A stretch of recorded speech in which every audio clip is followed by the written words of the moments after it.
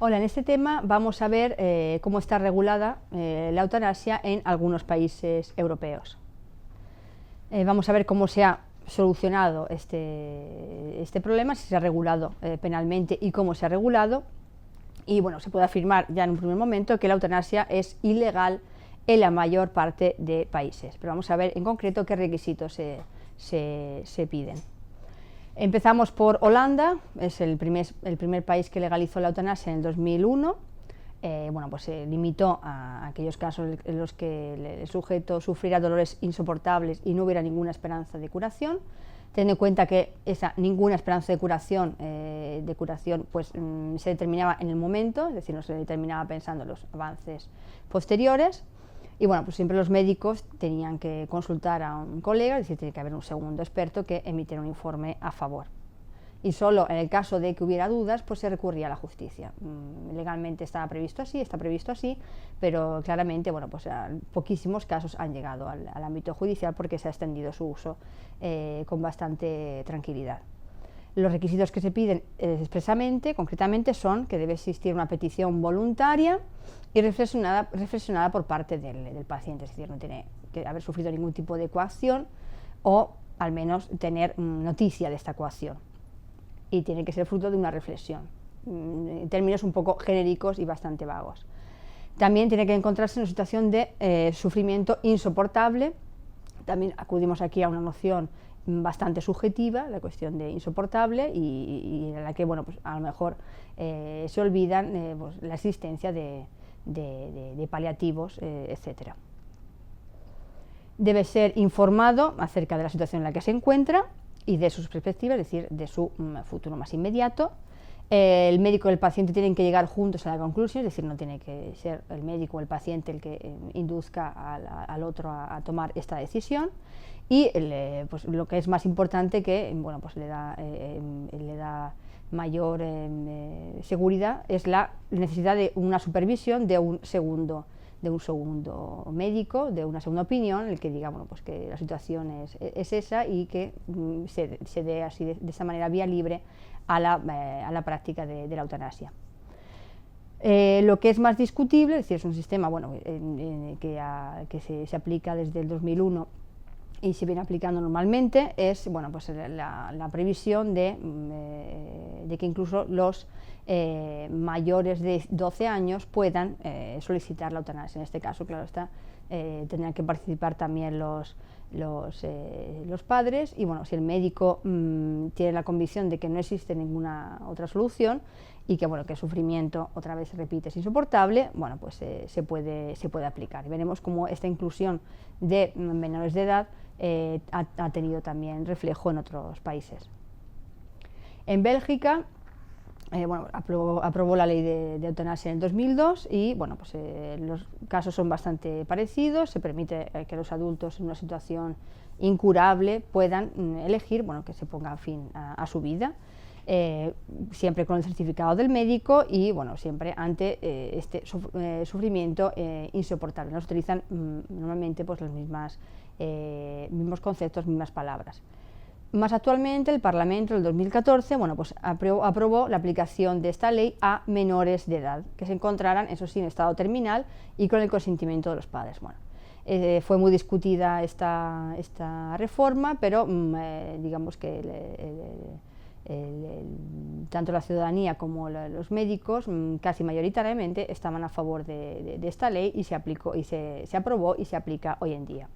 Siempre son menores que padecen una enfermedad incurable y, como digo, tiene que existir el consentimiento de los padres. El problema es cuando se alude a la capacidad de discernir del menor, ¿no? Cada caso tendrá que ser evaluado y siempre en caso de dudas se acude a la justicia. ¿Qué finalidad? La finalidad es que también los menores puedan elegir y puedan, saltar este sufrimiento insoportable ante una enfermedad terminal. Como decía, estadísticamente más de un 70% de los belgas estaban a favor, ¿no? A favor de extender este derecho a la eutanasia a los menores. Los partidarios de este texto, de esta ley que se ha aplicado y se aplica en la actualidad, como decía, es que se han recogido unas condiciones muy estrictas, ¿no?, para también salvaguardar los derechos del menor. Es decir, tiene que ser un menor con capacidad de discernir. Esa capacidad de discernir tendrá que verse en cada caso, pero claramente un niño de 4 años no la tiene. Tiene que tratarse de una enfermedad incurable y debe tratarse de un sufrimiento físico imposible de suavizar. Digamos que es una reforma que sigue un poco los pasos de Holanda y que es lógica ante, pues ante una mentalidad abierta a la ayuda, a la asistencia, al poner fin de la vida, y en el que se prefiere elegir esta opción a otras opciones.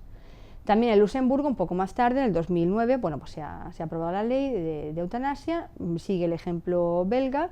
Se respeta, ¿no?, porque en estos casos puede aparecer la objeción de conciencia del médico, pero expresamente intenta limitar esta libertad del médico, diciendo que no se puede forzar al paciente a que sufra un dolor insoportable si se puede elegir esta opción. El paciente tiene que ser adulto, tiene que realizar la petición de manera voluntaria, después de una reflexión. No puede haber coacciones, pues es voluntaria. Se tiene que encontrar, como siempre se repite, los mismos requisitos: una situación médica terminal, sufrimiento constante y no haya perspectivas de mejora. Tiene que realizarse por escrito, ¿no?, para dar una mayor seguridad jurídica.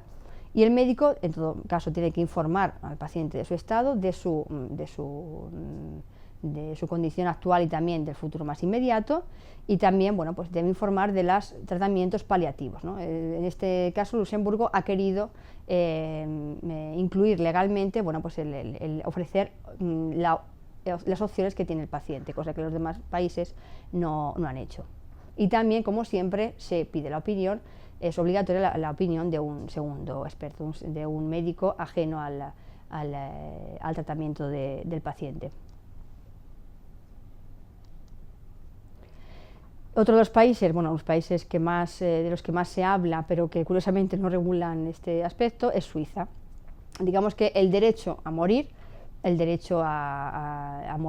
casos de enfermedades terminales o en casos de sufrimientos, tanto por enfermedades como por otras cuestiones, está bastante aceptado, y por lo tanto el legislador suizo no ha entrado en esta cuestión.